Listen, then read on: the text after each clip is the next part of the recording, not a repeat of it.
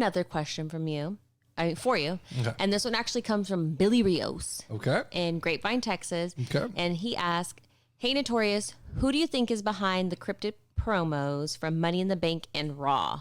So I've watched these now probably 3 to 4 times. Okay. I think, like everybody, it's fairly obvious that the videos in some way are related to Edge. I think at this point it's not a mystery. I think we all know that in some form or fashion these videos are referring to Edge. But where I think this gets interesting, where it gets interesting to me is it only Edge that we're talking about here?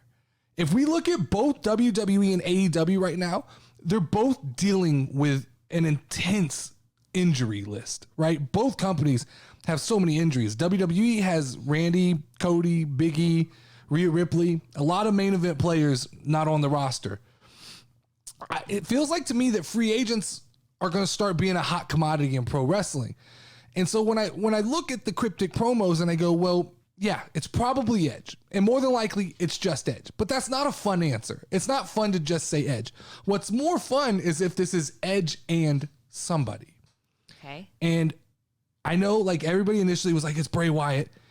I think that the most fun answer to this would be if they allowed Edge to come back with Bray Wyatt, and not just Bray Wyatt.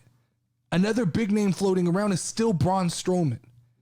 If they let Edge come back with Bray Wyatt and Braun Strowman and kind of do a Wyatt Family 2.0 type thing, but let Edge run this essentially how he wanted to run the Judgment Day, because it's been leaked that Edge was not happy with how they kind of turned the Judgment Day into something he didn't want.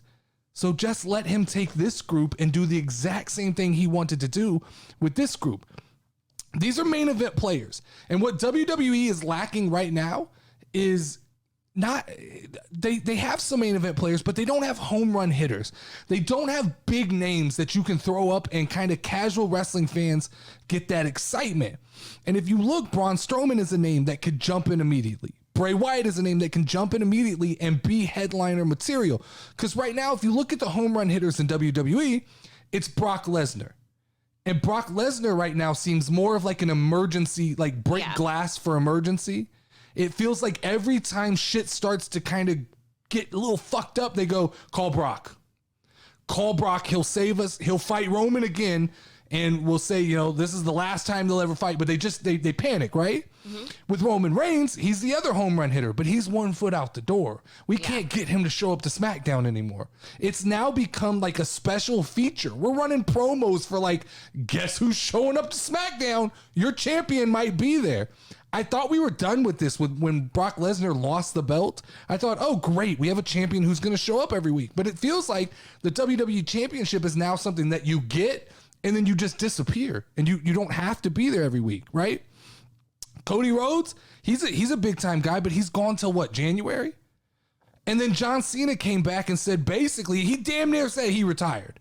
Like, I know people heard that a different way, but John Cena basically came back and said, as long as they put me in movies, you're probably not going to see me in wrestling. The door's always open. I may show back up, but every time I sign a contract for a movie, I'm not coming back to wrestle. As long as this Peacemaker shit is paying the way it is, I'm not coming back to wrestle. I'm not saying I'm done, but you may not see me for a while. That's basically what he said.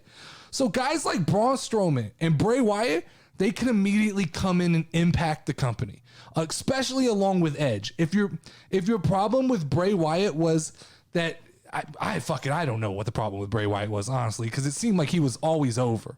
I agree. 100%. But if you put him with Edge, it just feels like a match made in heaven.